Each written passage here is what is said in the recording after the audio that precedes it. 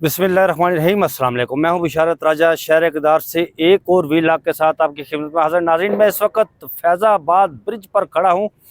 जी हाँ, ये वही मशहूर और मारूफ ब्रिज है जो कि रावलपिंडी और इस्लामाबाद का संगम है। ये रावलपिंडी को इस्लामाबाद से, इस्लामाबाद को रावलपिंडी से मिलाता है। ये वही ब्रिज है जहां पर तहरीक-ए-लब्बैक पाकिस्तान के सरबराह जनाब खादिम हसैन रिजवी साहब आकर इस ब्रिज पर बैठा करते, उन्होंने वो धरना दिया करते थे। ये वही ब्रिज है जहां उन्होंने सितंबर अक्टूबर में भी धरना दिया था, जिस पर मशहूर और मारूफ एक फैज़ाबाद धरना केस भी हुआ था, जिसकी समाअत उस वक़्त के जस्टिस काजी फ़ाइज़ ने की थी। और फिर उन्होंने पिन पॉइंट किए थे वो चीज़ें जिनके पीछे वो जो धरने का मुहर्रक बनी थी, उन चीज़ों की उन्होंने निशानदेही की थी।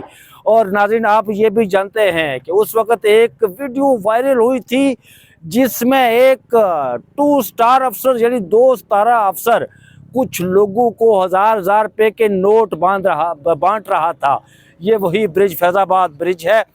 इसी ब्रिज पर आकर तहरीक-ए-लब्बैक पाकिस्तान के जो कि उनके बेटे हैं साद रिजवी और उनके छोटे भाई, उन्होंने ये अनाउंस किया था कि हमने इस ब्रिज से अमेरिकन एम्बेसी तक ट्रैवल करना है। ये मेरे पीछे जो आपको रास्ता नज़र आ रहा है, ये इस्लामाबाद की तरफ जाता है। और बिल्कुल मेरे बाएं तरफ मैं आपको वो भी दिखाऊंगा कि वो इस्लामाबाद एक्सप्रेस वे है, उसे भी बंद किया हुआ है। और ये इस वक्त जिस वक्त मैं ये व्लॉग कर रहा हूँ, तो इस्लामाबाद पिंडी और इस्लामाबाद के तमाम दाखिली और खारजी रास्ते हैं वो मुकम्मल तौर पर बंद हैं। ये फैज़ाबाद ब्रिज के नीचे कंटेनर की 3 लेयर्स खड़ी हैं और वहाँ से पैदल बंदा बड़ी मुश्किल से गुजरता है। मैं बड़ी मुश्किल और तगो-दो से कंटेनर्स के बीच में से निकल कर यहाँ आया हूँ। और कंटेनर की लेयर के साथ बिल्कुल आगे उन्होंने खारदार तारें बिछाई हुई है, और उसके साथ मट्टी का उन्होंने डंप लगाया हुआ है। यानी कि उन्होंने वो तमाम चीज़ें की हुई हैं ताकि कोई इस्लामाबाद के दूध में इस फैज़ाबाद ब्रिज पर दाखिल ना हो सके और यहाँ पर आकर धरना ना दे। ये कहा जाता है नाज़रीन कि ये फैज़ाबाद जो ब्रिज है, ये शहरग है इन ट्विन सिटी की, रावलपिंडी और इस्लामाबाद की, क्योंकि यहाँ से तमाम जो ट्रांसपोर्ट है, ज़राए रसल और रसायल जितने भी है, नकल व अमल इन्हीं रास्तों से होती है। ये यहाँ पर मैं खड़ा होकर व्लॉग कर रहा हूँ। ये इस ब्रिज के नीचे इस्लामाबाद एक्सप्रेस वे है, जो जीटी रोड है, वहाँ पर लाहौर की तरफ यही रास्ता जाता है। और बिल्कुल मेरे दाएं तरफ ये फैसल मस्जिद की ओर, फैसल मस्जिद की तरफ ये रास्ता जाता है, और मेरे बिल्कुल सामने रावलपिंडी की तरफ। तो ये ऐलान किया था तहरीक-ए-लब्बैक पाकिस्तान के जो इस वक्त अमीर हैं साद रिजवी साहब, उन्होंने ऐलान किया कि हमने बरसूरत फैज़ाबाद पहुंचना है और पहुंचकर वहां से अमेरिकन एम्बेसी तक जाना है। जब वो लाहौर से चले थे तो उन पर तशद्दुद किया गया, उनके कारकुनान को मारा गया। ये कहा गया कि उनकी जो जामिया मस्जिद है रहमतुल आलमीन, उस पर भी क्रैकडाउन किया गया। ये बकौल साद रिजवी की एक फुटेज वायरल है। उनका कहना है, साद रिजवी की जो फुटेज वायरल है, उनका कहना है कि उसमें वो गोलियां दिखा रहे हैं और ये कह रहे हैं कि ये वो गोलियां हैं जो कि हमारे लोगों पर जो फायर किया गया, हमारे लोगों को मारी गई, ये वो गोलियां हैं। तो नाज़रीन, ये वो जगह है जहां पर यहाँ से इन्होंने आगे जाना है। लेकिन यहाँ पर इस वक्त सूरत हाल नाज़रीन मैं आपको बताऊं कि ये है कि तमाम रास्ते जो दाखिली खारजी रास्ते हैं वो मुकम्मल तौर पर बंद हैं। हुकूमत पाकिस्तान मुकम्मल तौर पर खामोश है। मुफ्ती मुनीबुर रहमान साहब की तरफ से भी उनकी तरफ से भी आप कह सकते हैं कि अपील आई थी उनकी तरफ से, मुफ्ती मुनीबुर रहमान साहब की तरफ से। ये कहा गया था कि इस वक्त हालात इंतहाई ख़राब हैं, मुल्क के दाखिली जो मामलात थे वो ख़राब हैं। उन्होंने हुकूमत से अपील की थी कि उन्हें वज़ीर दाखिला, chief secretary Punjab, IG Punjab, इनको साद रिजवी साहब से मिलना चाहिए। उन्होंने अपील में कहा था कि इस वक्त मुल्क के मामलात ठीक नहीं हैं। लेकिन नाज़रीन, आपको ये भी बताते चले कि जो प्रेस कॉन्फ्रेंस हुई थी पेशावर में, खैबर पख्तूनख्वा पेशावर में प्रेस कॉन्फ्रेंस हुई थी, जो प्रेस कॉन्फ्रेंस की गई थी जिसमें दहशत गर्दी के हवाले से, लेकिन ये उसमें इन धरनों के वाले से बात नहीं की गई। ये एक सवाल है। सवाल नाज़रीन ये भी है कि सुप्रीम कोर्ट ऑफ पाकिस्तान ने इस तहरीक लब्बैक पाकिस्तान यानी TLP के वाले से जो जस्टिस फाजिल ईसा का फैसला था, उसमें बड़े अहम सवालात की पॉइंट उठाए गए थे। इनके पीछे कौन है, ये किसकी प्रैक्टिस है, ये किसके कहने पर यहाँ पर आते हैं, इन्हें कौन लाता है, इनका खर्चा यहाँ पर कौन बर्दाश्त करता है जब ये यहाँ आकर बैठते हैं। तो ये वो सवालात थे। जिसके बाद काजी फाइज ईसा के खिलाफ रेफरेंस दायर हुआ था और काजी फाइज ईसा साहब कहते थे कि उसी रेफरेंस की बुनियाद बनाकर काजी फाइज ईसा ने अपने दिल में इमरान खान साहब के हवाले से कीना पाल लिया, बुग़्ज़ पाल लिया। इमरान खान साहब मुतअद्दिद मरतबा उन्होंने ये कहा कि मैंने काजी फाइज ईसा के खिलाफ सदारती रेफरेंस दायर नहीं किया था। अहमद मीर साहब ने भी कॉलम लिखा था। अहमद मीर साहब ने अपने कॉलम में ये लिखा था कि मैं एक दिन सुबह मुझे खबर मिली, मुझ तक ये खबर पहुंची कि काजी फाइज ईसा के खिलाफ रेफरेंस दायर होने जा रहा है, तो मैं सीधा इमरान खान साहब के पास चला गया। इमरान खान साहब उस वक़्त वज़ीर आज़म थे। जब मैंने उनसे पूछा कि इस मुल्क में उस वक़्त काजी फाइज ईसा बात करते थे आइन की सुपरमेसी की, जमहूरियत की सुपरमेसी की, अवाम के राय की बात करते थे, आइन और कानून की सरबलंदी की बात करते थे, जमहूरियत की सरबलंदी की बात करते थे। तो अहमद मीर साहब उस कॉलम में लिखते हैं कि मैं चला गया इमरान खान साहब के पास और मैंने कहा कि एक ही अदलिया में एक ही जस्टिस फाइज ईसा हैं, तो आप उनके खिलाफ सदारती रेफरेंस ला रहे हैं। एकदम से वो इमरान खान साहब एकदम से बिल्कुल वो जिसे कहते हैं ना कि उन्हें शॉक लगा। उन्होंने कहा मैं तो इनके खिलाफ सदारती रेफरेंस नहीं ला रहा हूँ, ये कौन है जो सदारती रेफरेंस उनके खिलाफ ला रहा है। तो अहमद मीर साहब लिखते हैं कि मैं जब वहाँ से उठा, इमरान खान साहब से के पास से जब मैं उठा, वहाँ से उनसे मैं मिला, उनसे मुलाकात की, वहाँ उनके साथ बैठा रहा, काफ़ी देर मेरे उनके साथ गपशप होती रही। और इमरान खान साहब ने बिल आखिर ये कहा, जब मैं उठा तो उन्होंने मुझे मेरे कान में ये कहा कि आप काजी फाइज ईसा को ये बता दें कि मैंने ये जो सदारती रेफरेंस लाया गया ये मैंने नहीं लाया है। उस कॉलम में, ये कॉलम इस तनाज़ुर में लिखा गया था कि जब काजी फाइज ईसा इमरान खान साहब के खिलाफ फैसले दे रहे थे, वो कीना, वो बुग़्ज़ काजी फाइज ईसा ने अपने दिल में पाल लिया, कि ऊँट का कीना अपने दिल में पाल लिया। और फिर जब वो कुर्सी इक़्तिदार पर बैठा, सब पाकिस्तान की सबसे बड़ी इंसाफ फरामी की कुर्सी पर बैठा, तो फिर काजी फाइज ईसा ने जितने भी फैसले दिए वो पाकिस्तान, वो तमाम फैसले उन्होंने आइन और कानून के मुताबिक नहीं दिए। उन्होंने उस कुर्सी पर बैठकर पीपल्स पार्टी और नून लीग के कारकुन एस्टेब्लिशमेंट के एक नुमाइंदे के तौर पर फैसले दिए। ये वही काजी फाइज ईसा है जो अपने फैसले में लिखते हैं फैज़ाबाद धरना केस में कि तहरीक लब्बैक पाकिस्तान के पीछे हमारी खुफिया एजेंसीज है। ये इन्होंने खड़ी की, उन्होंने अपने फैसले में लिखा है, ये बात लिखी हुई अपने फैसले में उन्होंने। फिर अजाबाद ये हुआ कि जब वो इंसाफ की कुर्सी पर बैठे तो फिर वो किसके कहने पर फैसले सादर करते रहे, किसके कहने पर फैसले देते रहे, ये भी कोई अब चीज़ को पोशीदा नहीं है। तो मैं बात कर रहा था इस TLP के, चूँकि ये मामला जुड़ा हुआ था। जब खादिम रिजवी साहब आए थे तो उस वक़्त भी सितंबर अक्टूबर की रातें थी जब यहाँ आकर उन्हें धरना दिया था।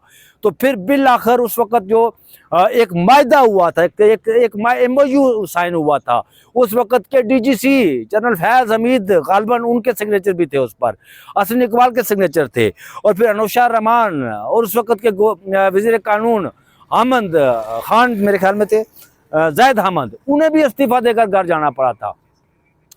तो ये आज इनका अब की बार जो तहरीक लब्बैक पाकिस्तान का आने का मामला है, अब की बार गो के उनका मामला इस तरह के किसी चीज़ से नहीं है। उनका मामला अब की बार जो है वो ये है कि जो ट्रंप ने 20-21 निकाती फार्मूला पेश किया था, जिस पर सबसे पहले ट्वीट किया शहबाज शरीफ साहब ने और कहा कि मैं ट्रंप के उस 20-21 निकाती फार्मूले की हमायत करता हूँ, और ये उन्होंने उसे खुशाइंद करार दिया था। तहरीक लब्बैक पाकिस्तान का मौक़िफ़ ये है कि चूँकि वो दो रियासती हल की तरफ नहीं जा रहा है, और ये उनका ये मौक़िफ़ है कि ये मुकम्मल तौर पर, कुली तौर पर ये जो 21 निकाती फार्मूला है ये उन अवाम के लिए, फ़लस्तीनी अवाम के लिए ये ठीक नहीं है।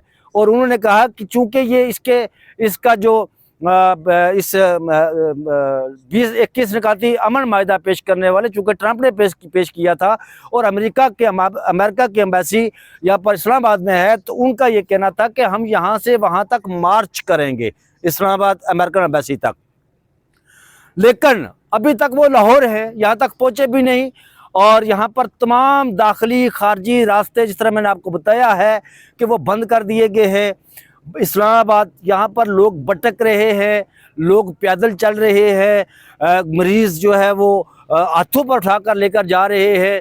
मैंने यहाँ पर ख़ानदान देखे, ज़ईफ़, बूढ़े, बच्चे, जवान देखे, जो कि पैदल चल रहे हैं, वो ट्रैवल कर रहे हैं, सफ़र कर रहे हैं। कई लोग मुसाफिर होते हैं जो अपने गांव की तरफ, जो अपने शहरों की तरफ जाते हैं, वो भी पैदल जा रहे हैं। यहाँ पर यह बताया गया था इस्लामाबाद की तरफ से, इस्लामाबाद हुकूमत की तरफ से, जो आपकी पाकिस्तान की जो हुकूमत है, जिसमें इस्लामाबाद वज़ारत दाखिला की तरफ से तलाल चौधरी साहब ने भी कहा था कि तमाम दाखिली खारजी रास्ते खुले हुए, तो एक रास्ता भी नहीं खुला हुआ, तमाम दाखिली खारजी रास्ते बंद हैं। और इन्होंने ये कहा था कि मुतबादिल रास्ते हमने दे दिए हैं जी, और उन मुतबादिल रास्तों का भी पता नहीं है। और जो मुतबादिल रास्ते दिए गए हैं लोगों का, ये यहाँ पर बूले भटके, ये देखे मेरे पीछे बाइक शेख जा रहे हैं, बूले भटके लोग आकर पूछते हैं हमसे कि भाई हमने यहाँ से इधर जाना है, कौन सा रास्ता खुला हुआ है। अभी थोड़ी देर पहले किसी ने मुझसे पूछा, मैंने राजा बाजार जाना है, तो मैंने कहा जी कि यार इधर आप कहाँ आ गए, ये तो रास्ता ही नहीं खुला हुआ है, रास्ते सारे बंद हैं, तो आप कहाँ आ गए। तो ये सारा मामला जो है इस वक्त बकौल तलाल चौधरी साहब के रास्ते खुले हुए, ये गुमराह कर रहे हैं कौम को, आवाम को गुमराह कर रहे हैं। ये इनकी जो गुड गवर्नेंस के हवाले, इनके हवाले से कहा जाता है गुड गवर्नेंस जी, बेहतरीन गवर्नेंस। जिस तरह उन्होंने कहा जी कि पंजाब में बेहतरीन गवर्नेंस है, सिंध में बेहतरीन गवर्नेंस है, तो आप इस्लामाबाद की बेहतरीन गवर्नेंस है जी। कौन सी बेहतरीन गवर्नेंस है भाई? यहाँ पर तो लोग भटक रहे हैं। गुड गवर्नेंस तो सिर्फ ज़ुबानी कलामी है ना।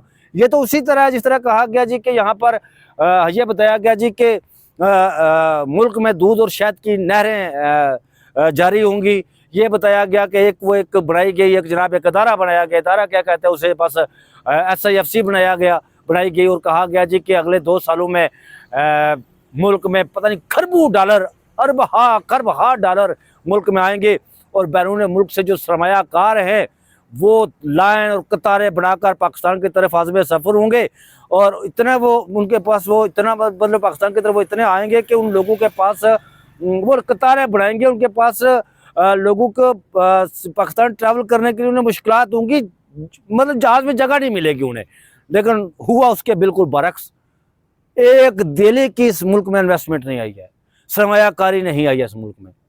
मतलब आए रोज़ मुल्क बंद, आए रोज़ मुल्क जाम होता है, कभी TLP होती है, कभी कोई और होता है, कभी कोई और होता है। ये तो कह रहे हैं ना कि हमने इस मुल्क की जो इकानमी है वो बेहतर की है, हम इस मुल्क को लेकर बहुत आगे जा रहे हैं। ये सब झूठ की बातें हैं, सब बेबुनियाद बातें हैं। यहाँ पर लोगों से पूछें, ये चौक चौराहों में, गलियों में, इन लोगों से पूछें तो आपको पता चले कि इस मुल्क की जो है वो इकानमी कैसी है। लोगों को एक वक्त होता था कि लोगों को दाल रोटी मिलती थी, रोटी तो मिलती थी, चले वो दाल की कोशिश करते, तो अब तो ना दाल मिल रही है और ना रोटी मिल रही है। यहाँ पर दाल और रोटी के भी फाके पड़े हुए हैं, और लोग जो है ये अभी जो है वो तहरीक लब्बैक पाकिस्तान के लोग, मेरे ख्याल में आई थिंक सो ये आ गए। भाई आप तहरीक TLP से हैं?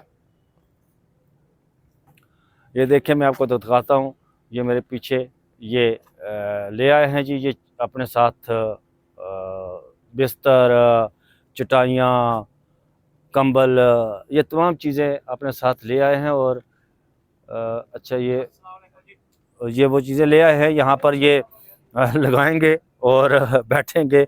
अब इनका प्लान है मुकम्मल बैठने का, लेकिन उधर कहा जा रहा है उनसे मुज़ाकरात करने के हवाले से भी, ये मुज़ाकरात नहीं करते। हमारी हुकूमत हमेशा ये करती है, नाज़रीन आपको बताता चलूँ कि वो कहते हैं ना कि 100 प्याज, 100 गंडे और 100 जूते खाकर तब ये जाकर उस पर करते हैं, मुज़ाकरात करते हैं। जब सब कुछ हालात हाथ से सब कुछ निकल जा रहा होता है तो उस वक्त इन्हें मुज़ाकरात की सूझती है। बहरहाल ये जो मैंने आपको दिखाया, ये देखें वो पीछे ट्रैवल कर रहे लोग, और ये बिल्कुल देखें, ये मैं आपको दिखाता हूँ, ये है इस्लामाबाद। ये इस्लामाबाद एक्सप्रेसवे है। वो कंटेनर आपको नज़र आ रहे हैं, ये कंटेनर हैं जो रास्तों को बंद किया हुआ है इन्होंने, और रास्ते मुकम्मल तौर पर सील हैं, बंद हैं।